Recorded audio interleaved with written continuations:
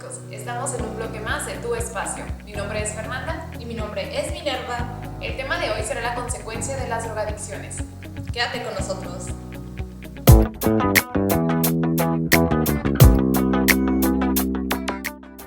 Hablando sobre este tema bastante interesante, tenemos unos datos de la UNODC que dice que 246 millones de personas desde los 15 años a los 64 años han consumido lo que es pues las drogas ilícitas a finales de, si no me equivoco, a finales del 2015, y es una cifra bastante grande, 246 millones de personas. ¿Qué piensas de esto, Fernanda? O sea, se me hace súper mal porque mira, son 246 millones de personas, pero tomando en cuenta que son desde niños, se puede decir adolescentes de 15 años, o sea, ni siquiera han terminado de desarrollarse y ya están consumiendo este tipo de sustancias. Entonces, y este fue a finales del 2015, imagínate en el estudio que hagan a finales de este año.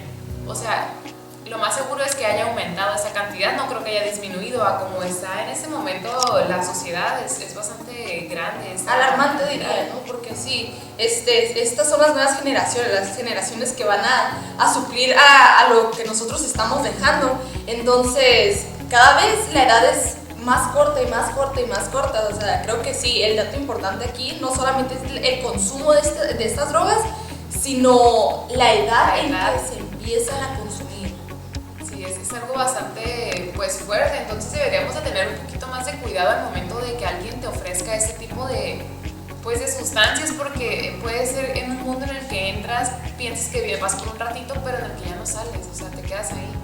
Según la UNODC, los hombres son más propensos a consumir tipo de drogas como son la cannabis, anfetamina y cocaína, ya que se puede decir que es más común consumirla y no pasa nada entre ellos, o es lo que se cree, y las mujeres son un poquito más cuidadosas, entre comillas, ya que ellas consumen medicamento controlado, que es mediante una prescripción médica, como lo son los medicamentos para dormir, los tranquilizantes.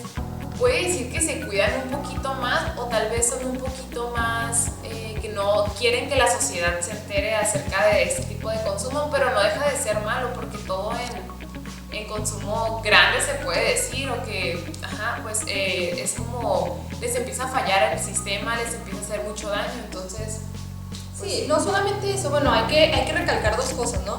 En el estudio que presentó UNODC está pues haciendo generalidades, ¿no? De los 246 millones de personas que salieron, que utilizaban alguna droga. La mayoría de los hombres consumían ese tipo de estupefacientes y las mujeres otro tipo, pero eso no implica, eso no limita a que también hay mujeres que consumen el otro tipo de drogas.